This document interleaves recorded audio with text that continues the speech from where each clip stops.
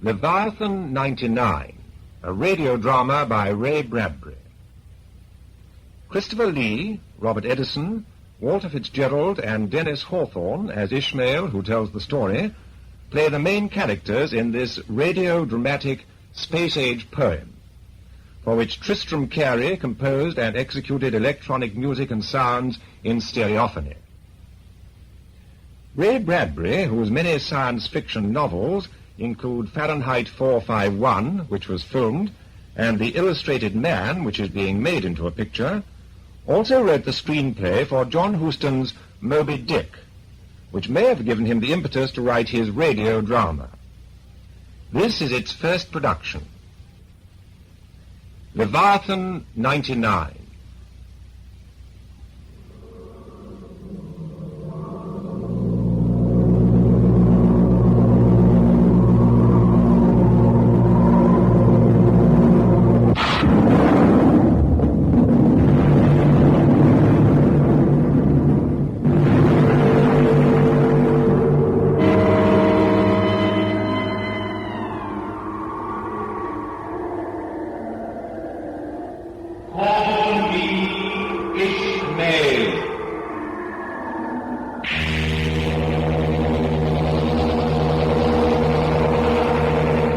Ishmael, in this year 2099, when strange new ships sail toward the stars instead of under them, attack the stars instead of fearing them, a name like Ishmael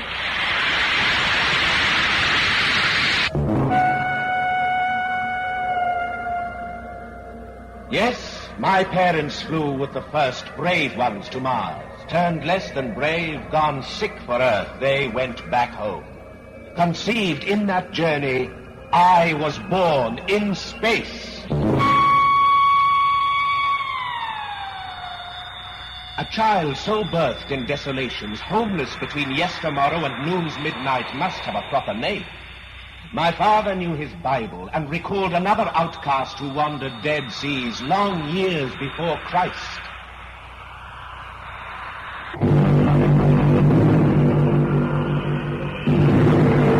And I, being so far the only child conceived, fleshed, and delivered forth in space, how better to name me than as my father did, touching the dark warmth where I hid restless in the days before my birth. And he did indeed call me Ishmael.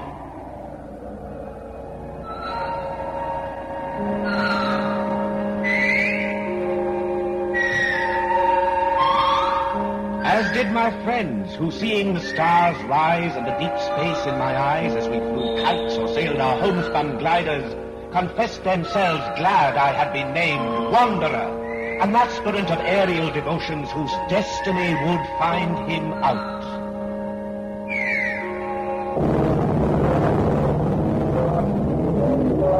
Some years ago, I thought I would soar about and see all the seas of wind that roam the world. Whenever it is a damp November in my soul, I know it is high time to take to the sky again.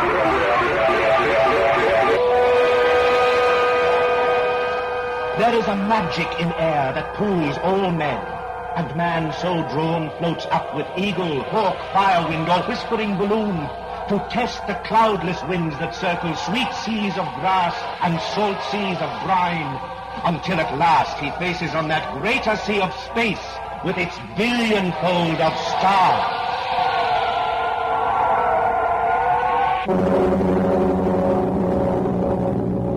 And so, on a Saturday late in the year 2099, borne by my own jet packet power, I duly arrived at the Cape and hung upon the air. A fledgling bird among yet greater birds of fire and steel, and felt the floodgates of the vast and waiting universe swing open in my soul.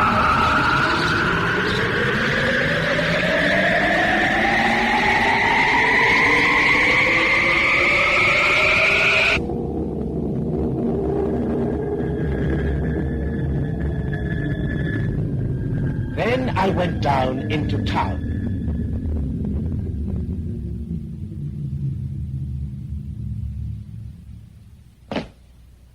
I discarded my wings and travelled now by moving sidewalk.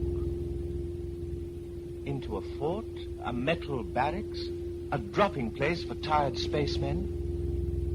No, a beautiful, computerized, quietly programmed and machined Garden of Eden. For you see, a spaceman's hostel must be half into outer space. It is a world between. A chapel, perhaps, where men come to commune with their raw souls, organize their gizzards, prepare their bones to be broken on the great rack of gravity and far traveling.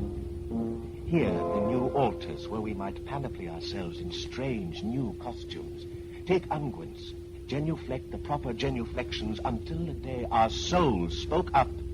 Condition go.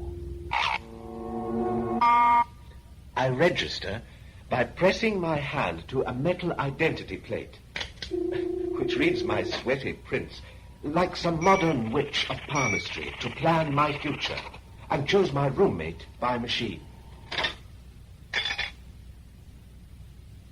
Floor 1, cubicle 9. My roommate's name, Quell. Well, let's look at him.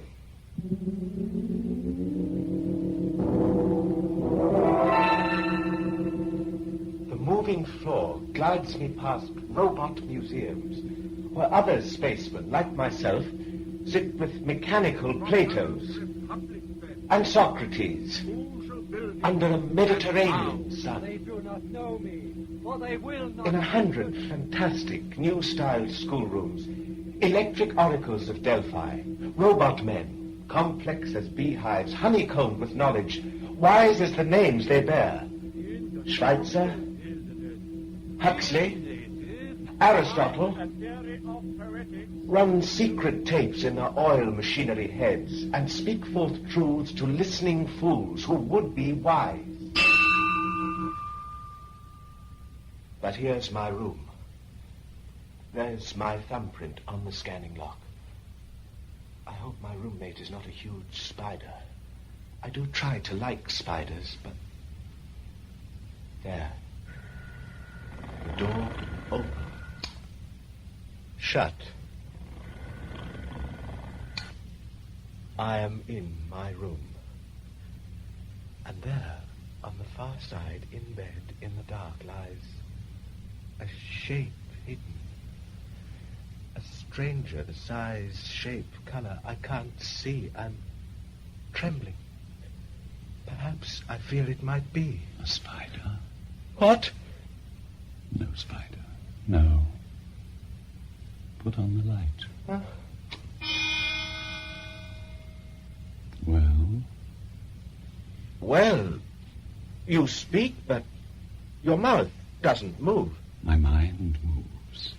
You watch it move with your own mind. This is my first meeting with a telepath. And a creature 9 feet tall. I was wondering where your beanstalk was.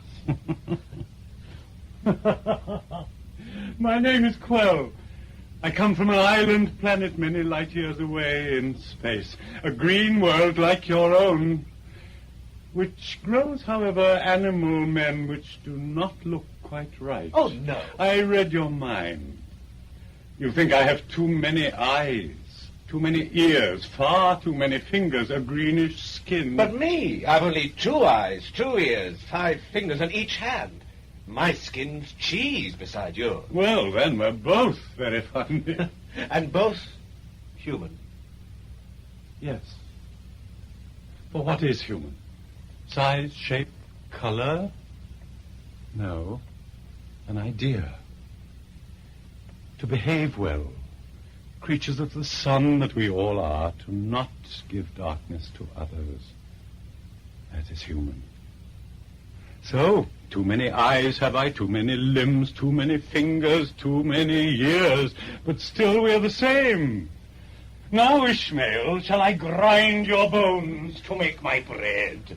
Or shall we be friends? Friends. Yes, friends, I think.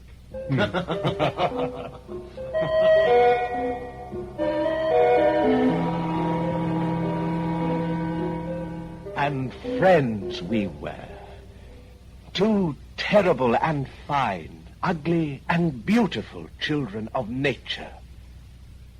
For what is nature? Why, God surprised. God continuing to surprise himself with odd miracles of flesh. And there was nothing odder or more miraculous than Ishmael and Quell from the far islands of the great Andromeda Nebula.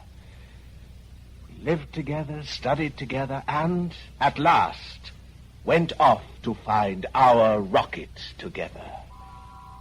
A great kite and a small, we flew like autumn leaves above the Florida Cape. And from a distance watched the rockets fall up to drown in summer lakes of space. The scars of their traveling soon healed by wind.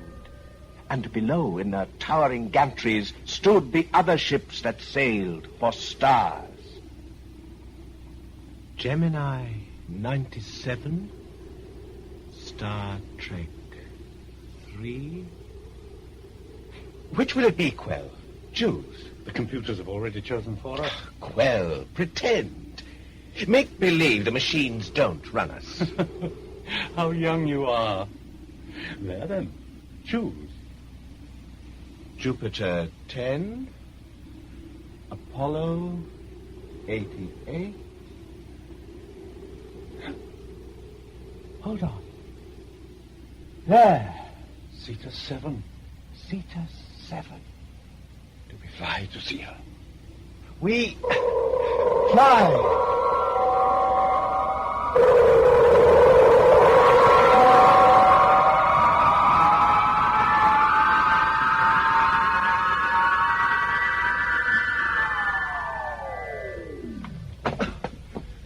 There.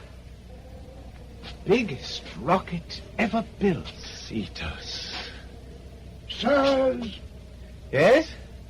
friends, We are no friends of yours. you're quick to read my mind. Is that your rocket? It is. You tread the rim of the abyss. Pull back. Ah. Don't go. You, young one. Listen, do you know that rocket's captain? Not eye to eye. Eye to eye. You've touched the nerve. For when you meet him, do not peer into his eyes. Be warned, he has none. None? Gone blind? No, stricken's more the word. Burnt blind in space some years ago. His skin, his mind, his soul, all burnt, but somehow hung together. He lives on. But you knew it. No. And want no more from you. No? You've read my mind. Now, tell your friend about your captain. What burnt him blind? Where? When? For what strange reason? Was he a priest of space, run after God, and God turned and gave him darkness with one blow? Is your captain all one piece, or does it show where he was sewn back up? Does midnight still peek out through holes the doctors couldn't mend? Is he all one scar? Was he born albino, or did terror color him up and whiten him out like awful snow? No, fine. Then turn away. The Cetus is not your ship for space. It's no man save the captain's, and the captain's lost forever. Morning, friends. Wait, don't fly! What's your name? Elijah! James Elijah! Morning, dear friends.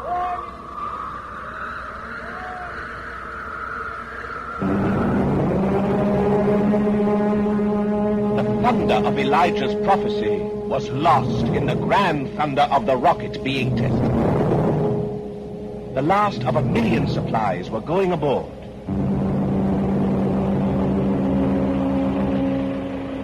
Oh, the logistics of the rocket. Computerized the decisions, going on 1 billion for each trip. The nursing bottles full of super homogenized gunk for suckling men. Botanical gardens, rare small compacted jungles which inspire bad, suspire good oxygenated airs.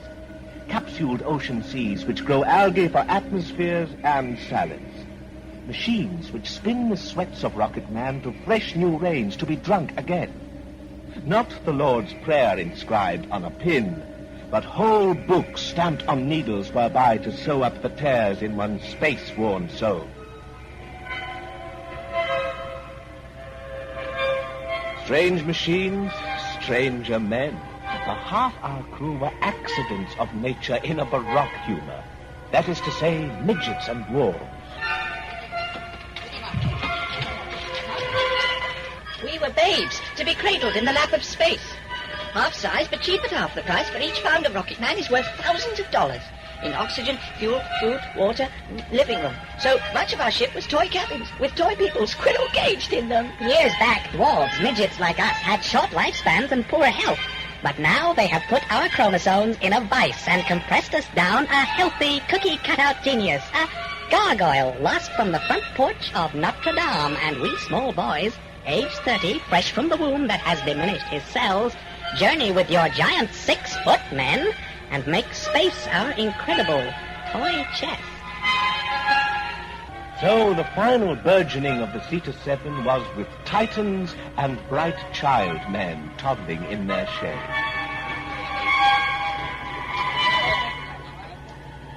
But at no time in all this bustling preparation did any of us see, blind or otherwise, the prophesied captain of our ship. At last, the Zeta 7 stood ready. Nearby upon the Florida sands was a church, a vast place which entered was a replica of deep night and the million stars. No astronaut failed to wander here before his long night in space. Here came Quell and I on a rainy Sunday to find our way among bright tombstone plaques which touched, whispered the fates of lost astronauts and their wandering graves. Near Mars, July 2015. Traveling graves, yes. What better place to be buried, cast forth on a sea of measureless stars and eternal cold? Such men, their spacesuits, both coffin and shroud, stay young forever. Come back 1 billion years from this noon, and what would you find? Fast frozen, the young man you knew at breakfast 10 million morns lost ago. No worm has touched, no rain destroyed him. All summer flesh, he will circle the sun like a tiny moon until the last sands have run through the hourglass of creation. Who would not want such graves and the fair cosmetic that space can give?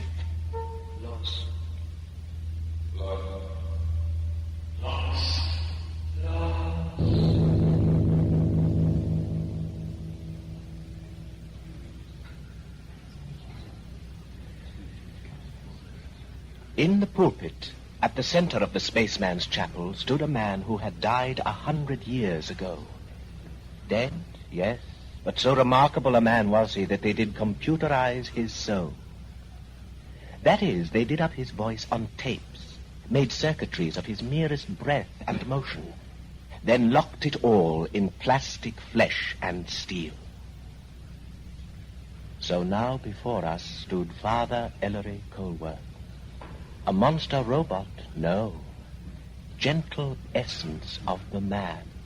Is God dead? An old question now. But once hearing it, I laughed and replied, no, not dead, but simply sleeping till you chattering bores shut up. A better answer is, are you dead? Does the blood move in your hand? Does your hand move to touch metal? Does that metal move to touch space?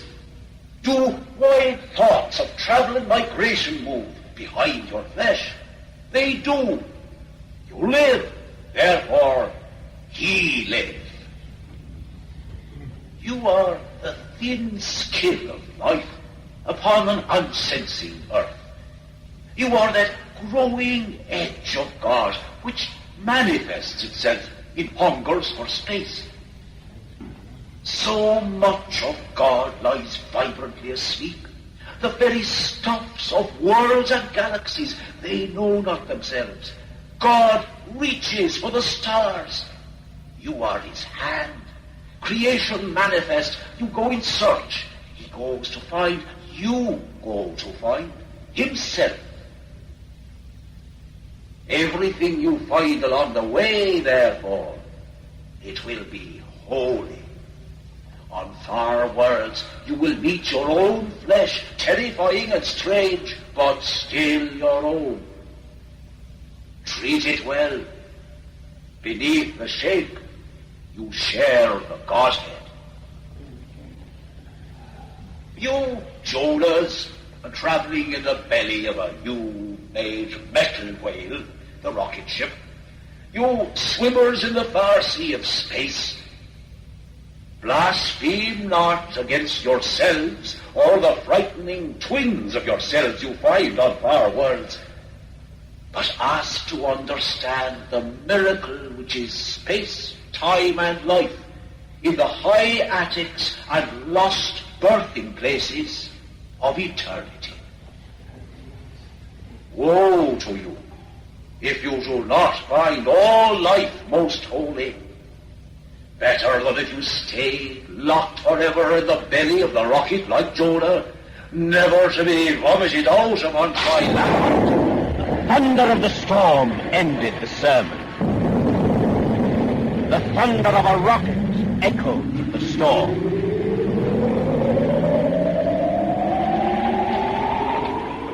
And suddenly it was the night before our fall into deep space. In our room, Quell and I lay sleepless, watching the diminishing rain on the great sky windows, listening to the voice clock announce the hours. Tick, tock, 2 o'clock.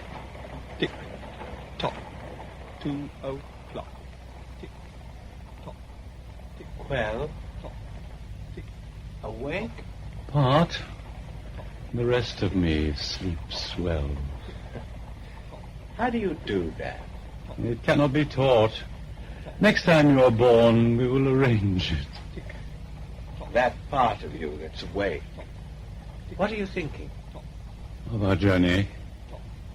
Of that man who warned us. Elijah, did you believe him? That the captain is blind? Yes. That he is mad? We must discover that. But by that time, mightn't it be too late? Well? What? All asleep now.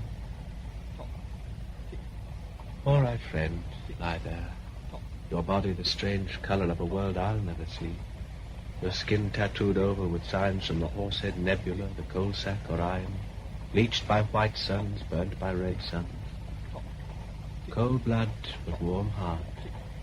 Your mouth silent, but your mind, even in sleep, breathing friendship. Ishmael. Quell, thank God for you and the days ahead.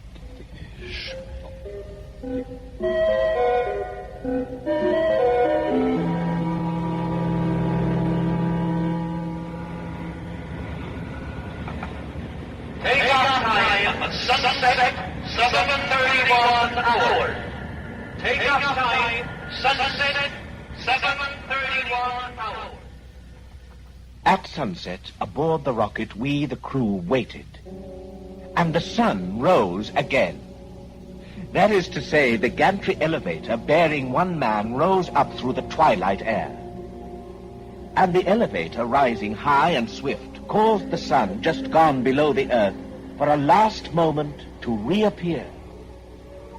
The sun, thus summoned back, played golden light upon this man who came alone and last. But if the sun played upon his face, he did not know nor see. And as for us, we only heard our captain step upon the landing. That's him, the captain. Shh. He's going direct to his quarters. Why? He sounds like a robot. No, idiot. The radar screen, all miniaturized, it carries in a mask across his eyes. Blind, but not blind. A sweet machine, that. Board. All on board. Prepare for checkout and countdown.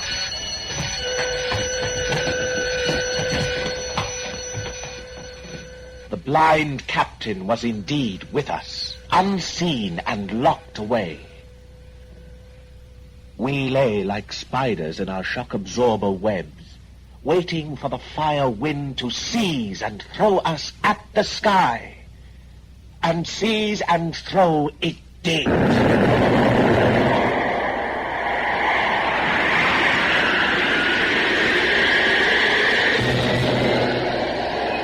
And with a long cry we rose to have our cry cut off. Silence took us like penitent monks to its bosom. For even the loud rocket which rips the soul on earth walks silent a few miles up, treads the stars without footfall, as if in awe of the great cathedral of space.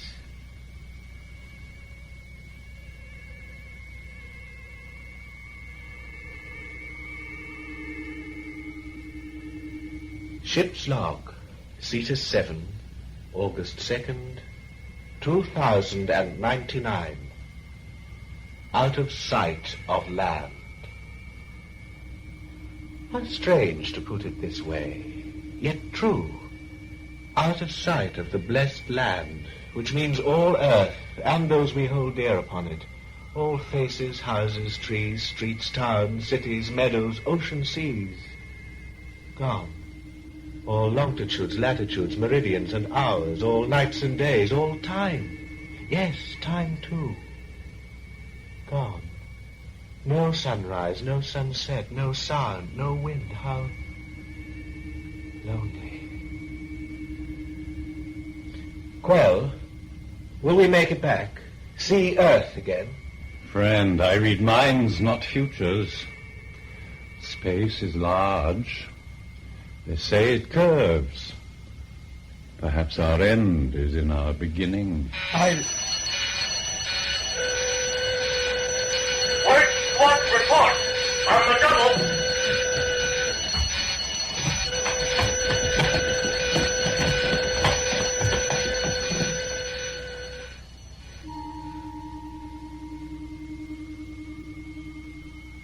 days, 20 days, 40 days gone in space. Our destination, a star in Cygnus, about which might roll a planet moist and green as Earth. We could not tell. We only went to see. Traveling at the speed of light, 186,000 miles per second, we could reach and return from that far world in 10 years. 10 years. 3,650 days of endless traveling night.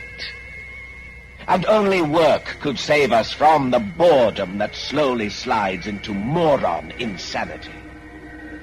Work in the chemistry lab.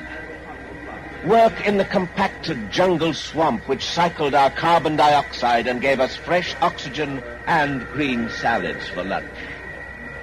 Work at repairing the ship's skin when rare meteors hit. Meteors strike! On a double! The settle heat pattern! Take cover! Work which meant in seconds we must slap the great adhesive patch fast, so our air did not rush out and leave us swiftly dead. Work, work, work. And through all the days, our captain stayed unseen within his quarters. His orders came as if delivered from a far place. But sometimes, at 3 in the deep morning, standing watch, I heard the captain pass in the elevator vent like a long-drawn whispering and sigh. Or heard him take the airlock door outside alone, there to stand sentinel to all space, to walk with magnetic boots upon the sounding flesh of our ship under the stars.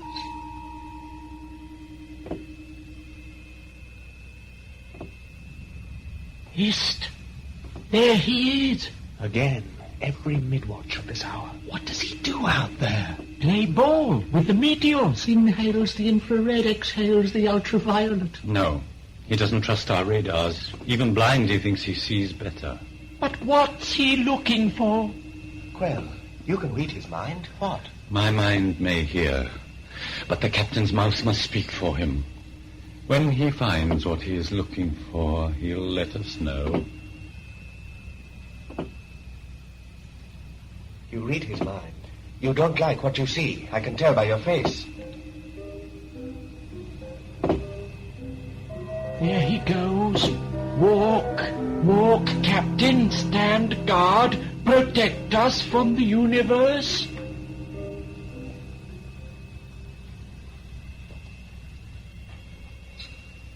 Logbook entry. 50 days out from Earth. We... Young man? Mr. Redley, sir. Don't jump, boy. Do you know the past 5 minutes you have stared at that door? Well, sir, the captain's there. I thought 50 days. Well, isn't that a long while for him to stay shut in? How long is short to him, boy? Such loneliness would drive me mad. Yes? Well, there are some who savor madness all their days. It is the cud and titbit of their life. They would not know what to do with themselves if they could not nibble round the thin grey circumference of their skull, peeking and gaping from all the sockets, wondering at the cracks, assaying the guilt, rendering out the wonder. Yes, but does he ever eat? His soul is marrow enough. Let him feed, boy. I have this urge to knock upon his door. Give it a try. No, bang it. There. Does he never answer, then? If he knew God were out there, he might stroll out for a chat, but you or me, boy, do your chores. Do your chores.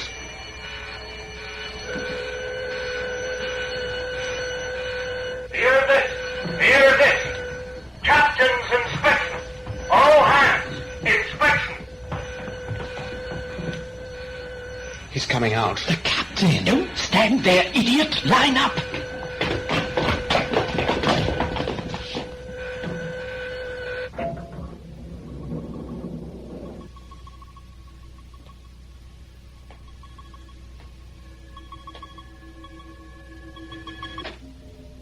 Mr. Redley, All present, sir.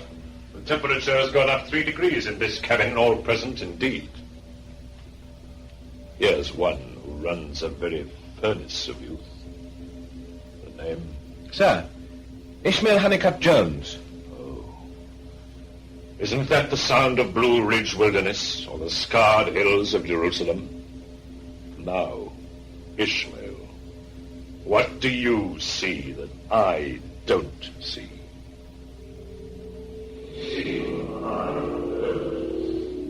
I saw a man tall in stature and tall in years.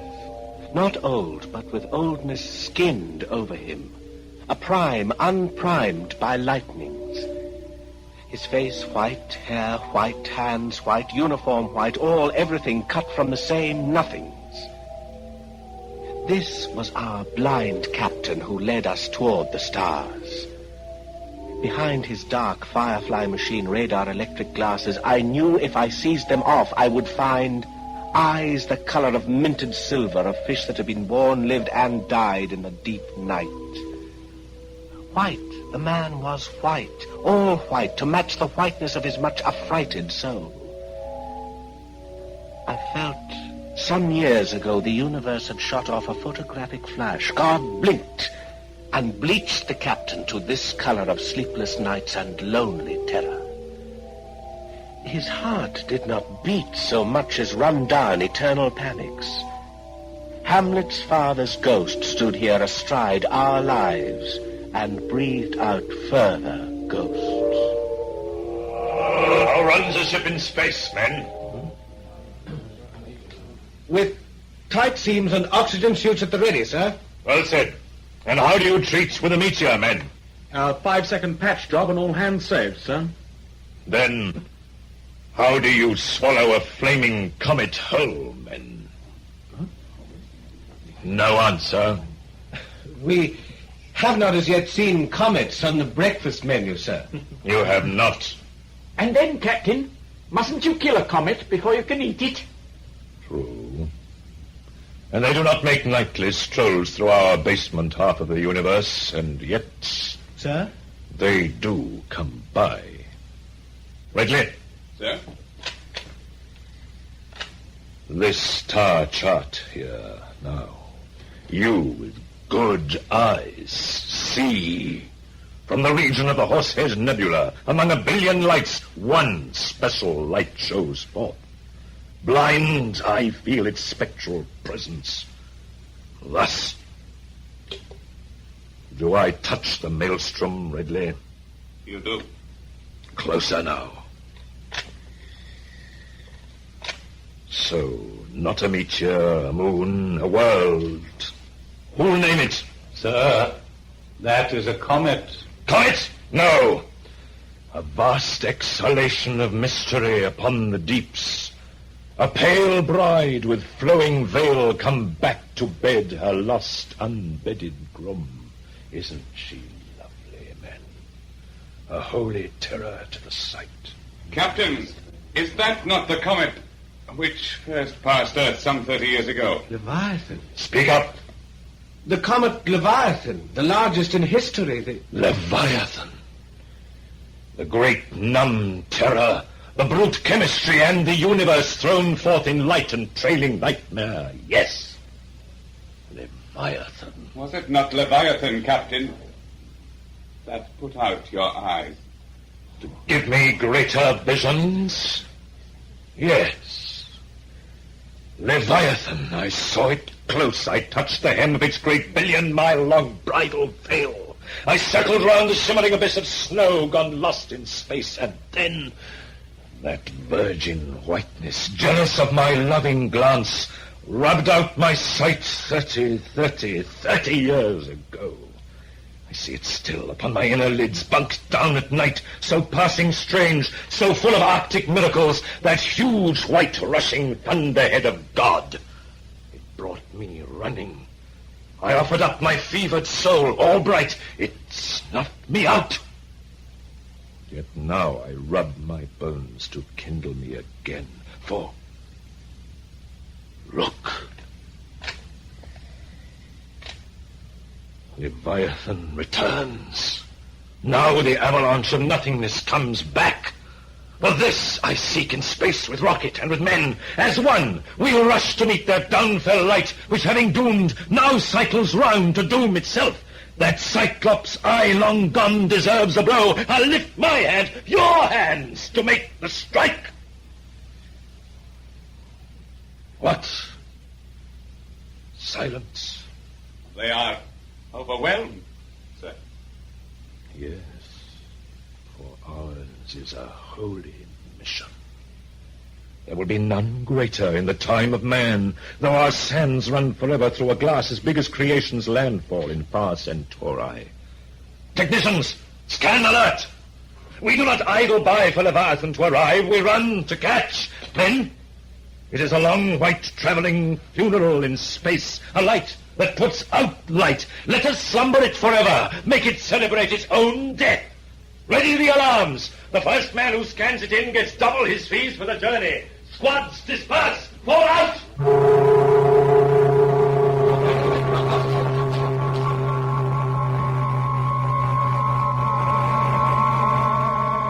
Tick-tock, 3 o'clock. Tick-tock, tick-tock, tick. Well, now. Is that all you've got to say? Well, it's not every year a dwarf like me can hit a giant like Leviathan. You sound like him. If it's on our way, what's wrong with sight-glancing a comet 2 falls out of 3? You don't even know what a comet is. Ishmael, what did you find in the microfilms? Same old guff. Photographs of photographs. Interstellar material. Vapors. Meteoroids. So few comets have passed near Earth since we first moved into space in the 1960s. The junkyards would best describe them. Chunks of old solar systems broken off. Accidents of huge nature on the prowl.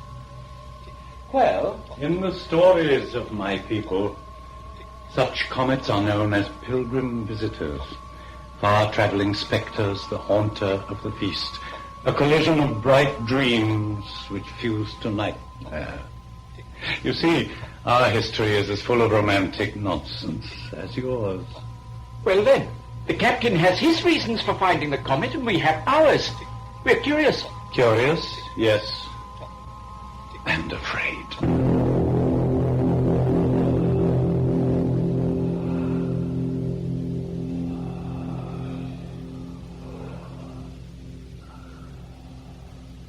Captain? Oh, no. I say. Wait. Captain? What? Oh. Ridley. I do not sleep, I die. Lord, I dreamt I was falling down space forever, falling. Do you dream, Ridley? No, sir. Oh, fortunate man. Well? Ship's log to be signed, sir. I have a fine nose, Ridley. You've no heart for this chase. If by chase you mean our proper business, charting stars, exploring, well... No. Here.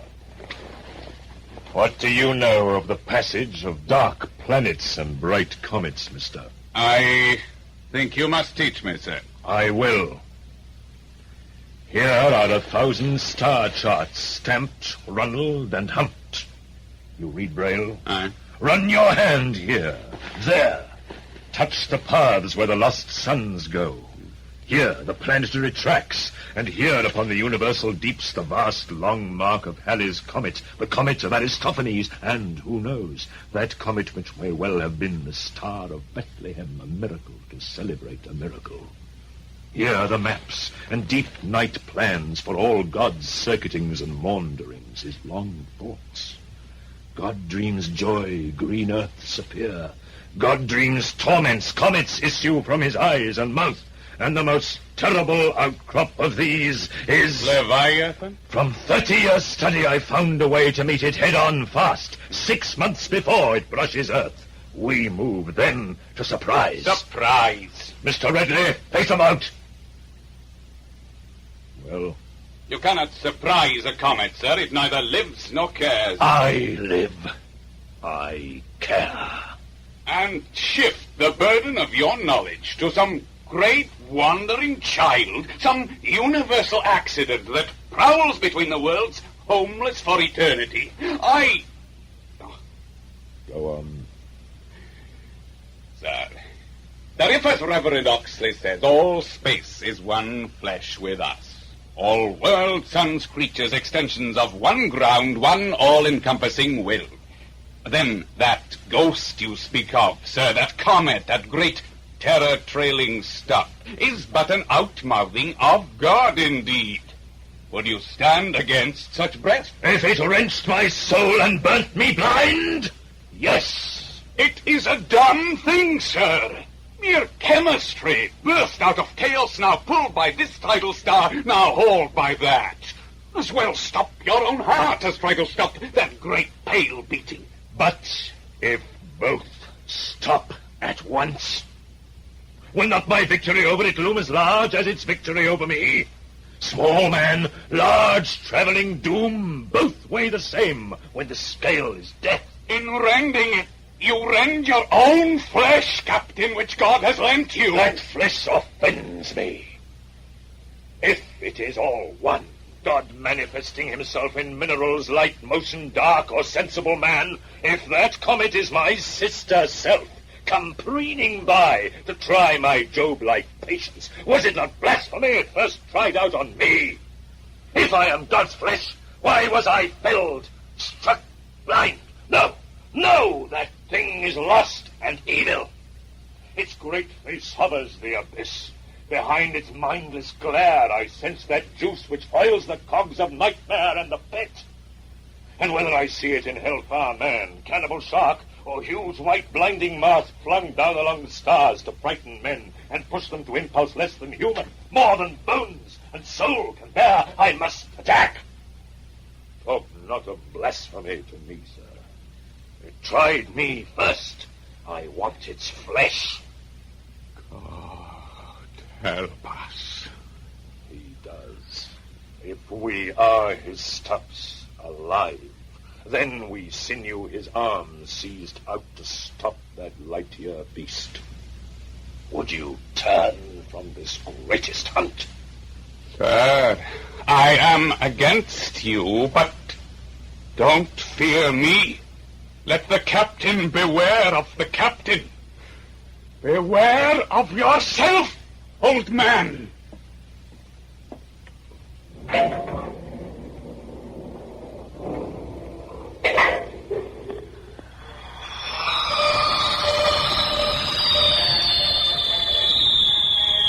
Do you know a rocket feeds itself in space? It wallows like a great fish in streams of subatomic life, interstellar minnows as 'twere, subliminal seas and royals of energy, like those tides of grit, the tiny particles in Earth's oceans which feed whales. So a rocket dines on radio waves, fierce radiations, cosmic rays, and meteors. It gulps these maniac foods which shriek invisible on the groundless ground. Ever hungry, we searched for banquets of yammering sound. Queen Elizabeth, your undoubted queen, wherefore all you to do your homage and service, are you willing to do And came by accident upon old wits and broadcast dreams of Earth.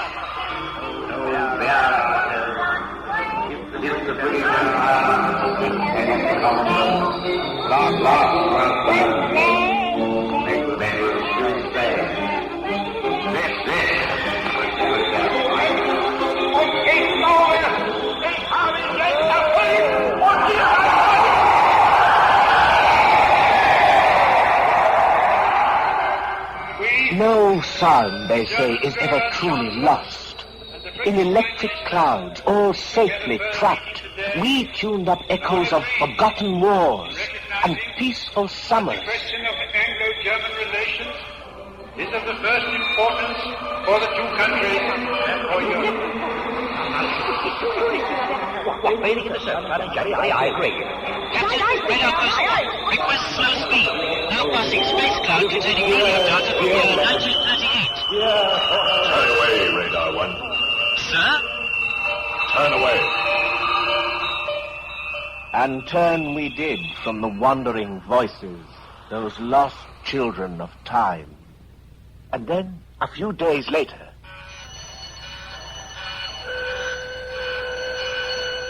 Blue alert! All scanning stations! Blue alert! Blue alert, please! Blue alert!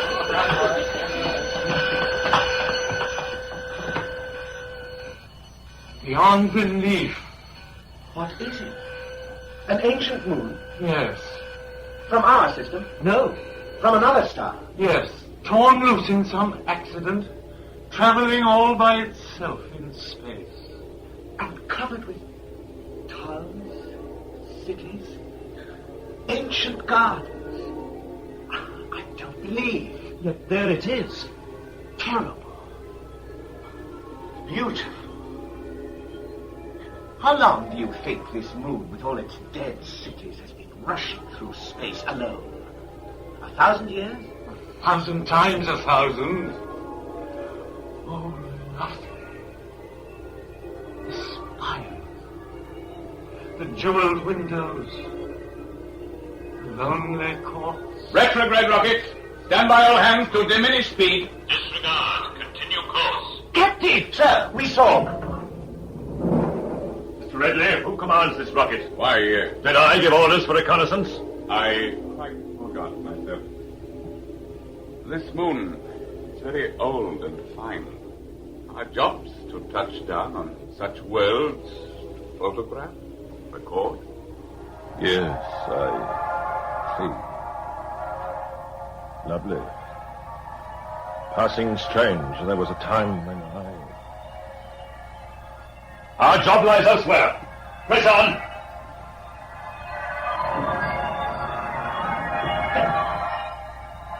Well, there it goes. That moon. The incredible cities. Shall not see its like again. Lost.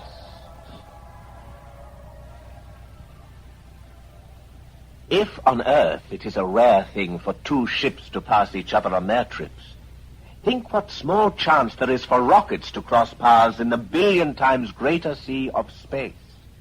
Yet pass they sometimes do. Nightfall 1, calling Cetus 7. Nightfall here, inbound for 12 years' travel, back from the Pyramids cluster. Shall we hang fire, Cetus?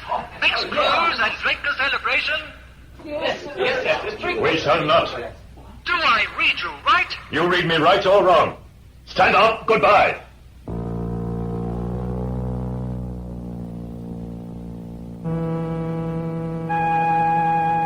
No sooner fleeing one than we came upon another, sadder rocket full of men.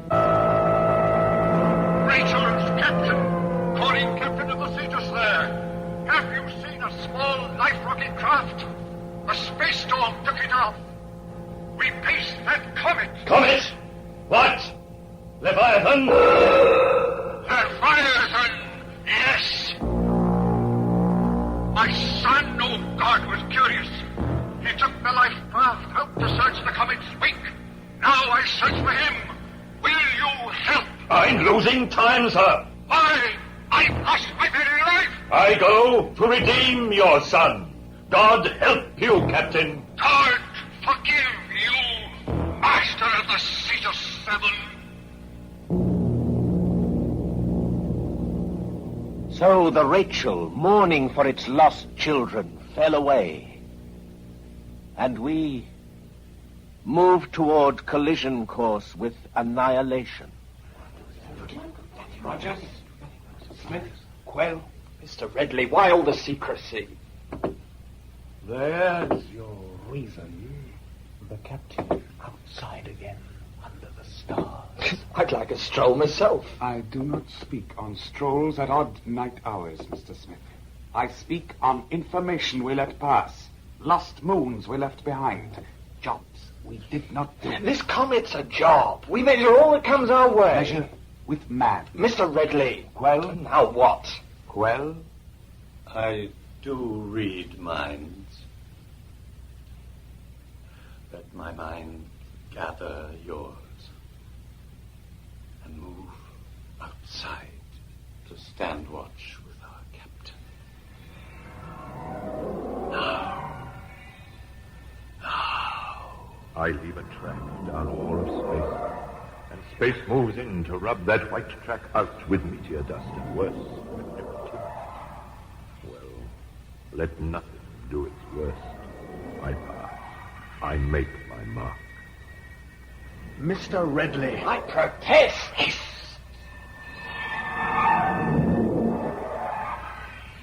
All's white or dark.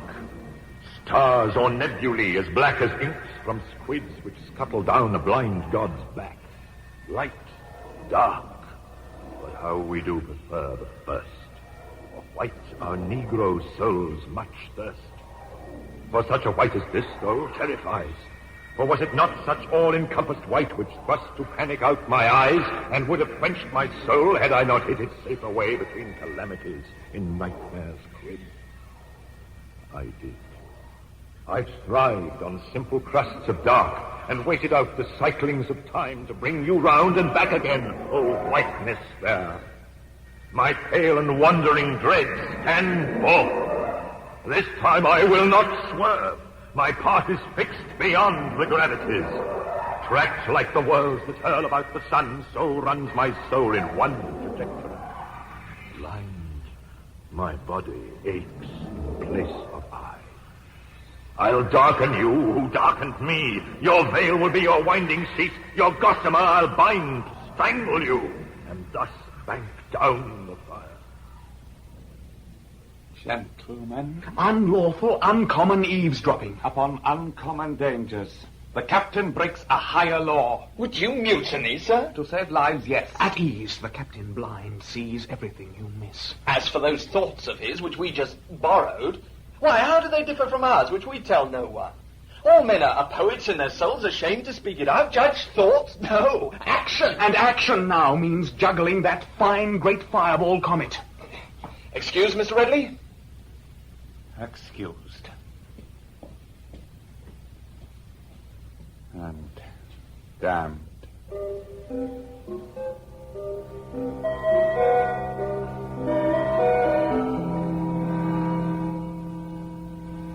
By night, I totted up my list of growing fears.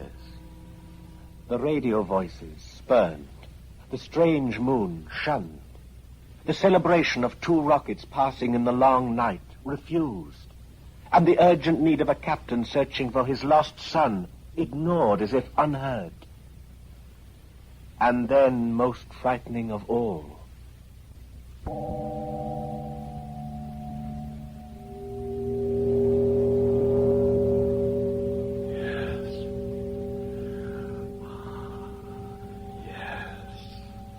well, what is it? Speak up. Music. Music? From where? The island worlds. My home. Your planet, billions of miles away? Oh, Lord. My world and more. The music of my father's suffering and death. Strange. We don't expect composers on other worlds, grandfathers who write symphonies.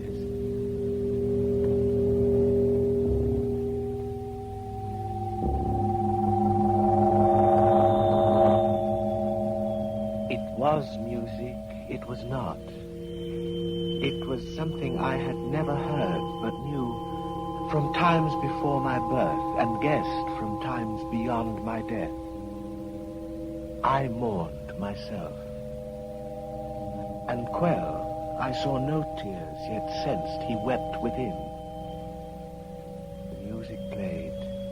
He grew so still, I feared his breath had stopped.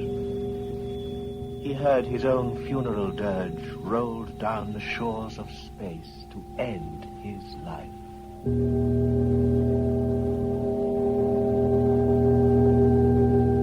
It's over, Quell.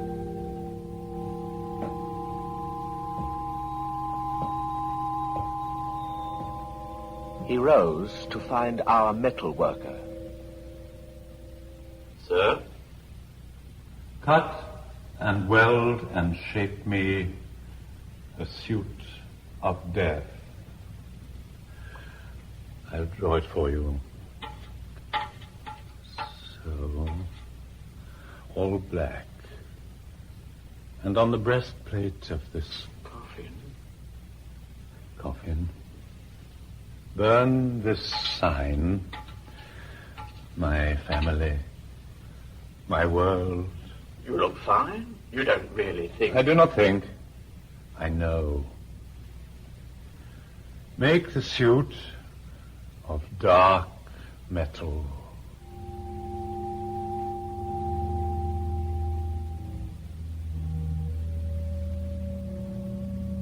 Quell did not move. He sat by the great star scanning port, his gaze fixed beyond Andromeda, as if he plumbed the fathoms of his own grave and found there all our graves in mutual gain. Quell, taller, stronger, more human than all human men, yet knew his Achilles' heel, but lodged most sadly in the circle of his ear, where the funeral tune of his father's father wrapped him in winding sheets of sound beyond my threats and pleas. Quell. Quell.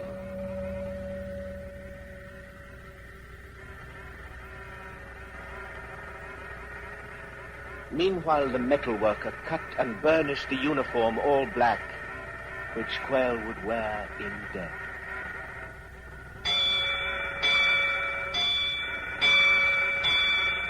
Red alert! Space storm ahead!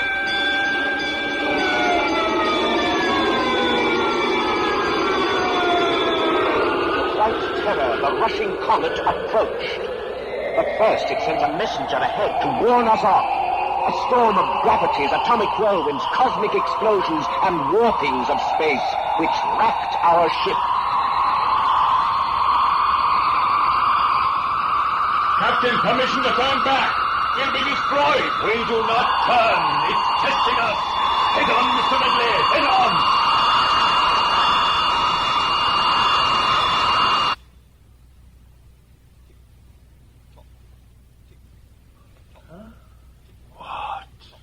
Storm, it's vanished. Captain, the comet Leviathan. It's disappeared too. Vanished?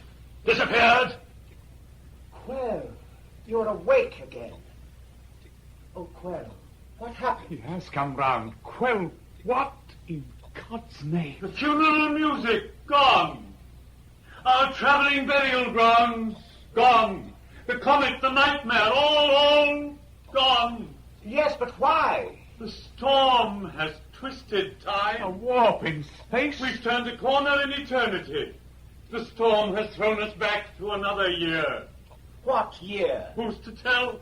Before the wars, before your Caesar built a Roman road through Britain's moors. The great star beast, it pities us. No, I say. Ridley, the radio telescope. The comet is not there, sir. The airlock, open it. Blind, I'll find for myself.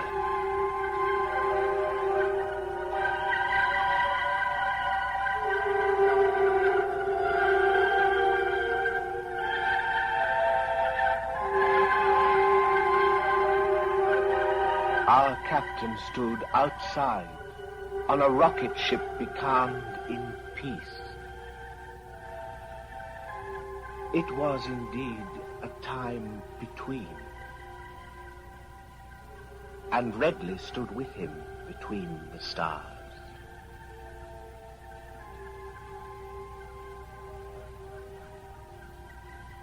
Well, what are they saying? This and this.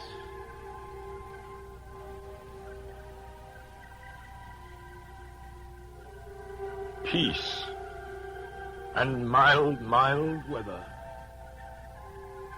Gone. All the fury, all the burning whiteness, gone. Captain, it's given us a last chance to escape. Escape to what?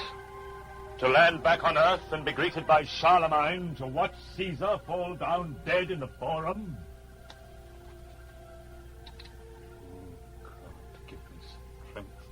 Pull this trigger. Mr. Redley, you lack the power to fire that gun. And if I could, how fine to land back home and go with simple cavemen in a cave. Live out a life much less a nightmare than all this. To rest a while. We shall rest, Mr. Redley, at the dead heart of the comet. We shall fight free of this calm, rejoin time on a proper footing, seek, and finally destroy. Oh, Lord, if I were sure of murdering you as you of murdering it, which will at last do murder to us all. The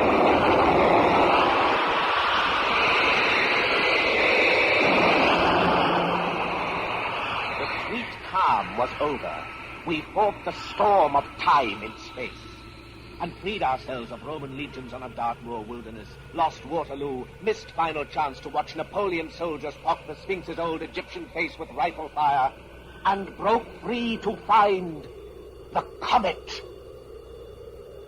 There. I feel it.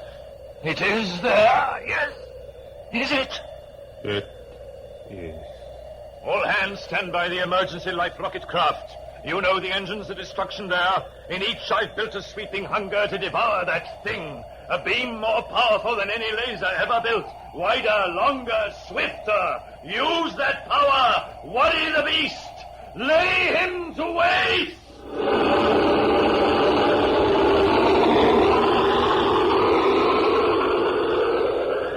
The comet approached, and it was a great white holy terror that filled up all the universe and put out every star. And Quell awakened from his trance, and every man of proper will dropped their masks and took on madness. All human flesh was gone. red blood was all that moved our ship. The comet loomed. We ran as children run to happy games. Light craft 1. Launch. Light craft 2. Launch. Mr. Redley, take command. This rocket is yours. Boy, stay behind. Well, you come with me. Well, you put on that black metal. The suit, yes, with the death symbols on it. Let me go with you. Stay and live. You will live, I know, to be very old. Be happy, Ishmael. Good friend. Goodbye. Oh, Quell.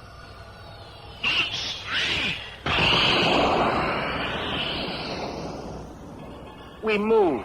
The 3 small life ships moved to cross that moving path of raw destruction. All was white now. We fell as in the great mouth of the sun.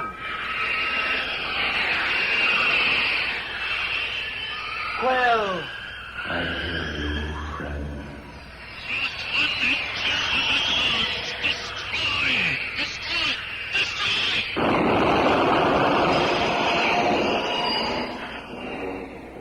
destroy and be destroyed. Like mice who nibble at one wave of milky sea, the laser beams all shrieking, but made small by greater shrieks of light-year maddened beasts now gone insane. The comet swept them up and turned them round about in time. The first storm seemed the merest bubble burst upon the edge of greater hurricanes of interstellar night. The ships now, one by one, fell down. Plucked free of skins, their metal skeletons revealed, the men tossed out in mill-race radiation. Flashing meteors eroded, baked, swallowed, vanished in the all-encompassing light. Each man thrown to a different warp in time.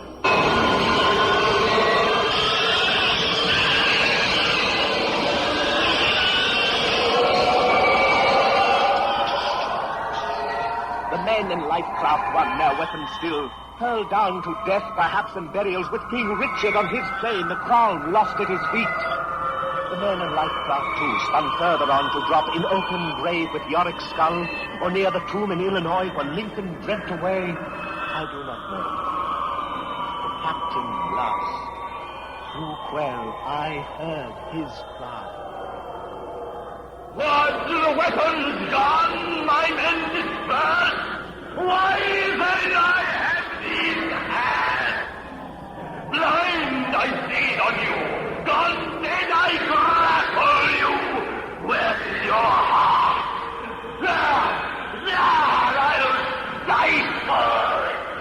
Oh, damn Leviathan, it comes to this!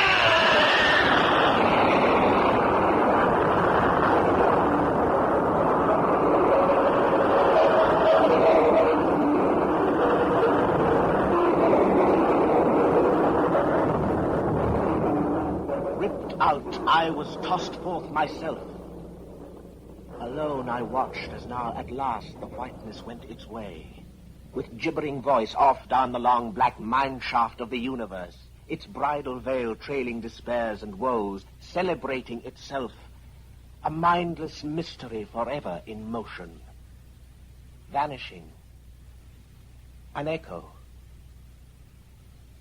gone. And gone all ships, men, large, small, sane or mad, the captain with them, madness maddened. And for 1 billion years I knew that Leviathan on return, circling round, would bring back with it him who would have done it unto death. The two of them were one at last, the hunter and the hunted, the fearer and the feared, the flesh and the impaler of the flesh, the madness and the vaulting dream of madness, together forever through centuries yet unborn. Ships, men, and the captain of the men, an endless cortege for the spectre ghost.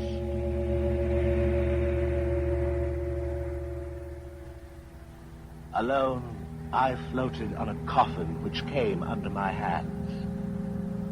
Within the metal case, dear Quail was buried dead and still. I drifted so upon this strange life raft among the stars for timeless days, until a rocket passing picked me up at last. It was the Rachel, who in her long search for her missing children found but another orphan.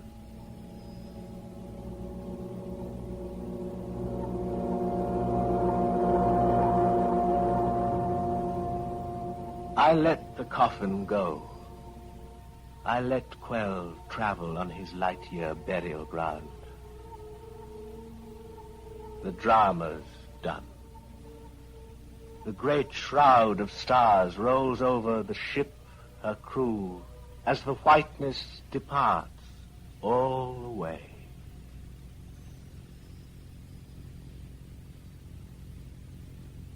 I, Ishmael, remain to tell you this.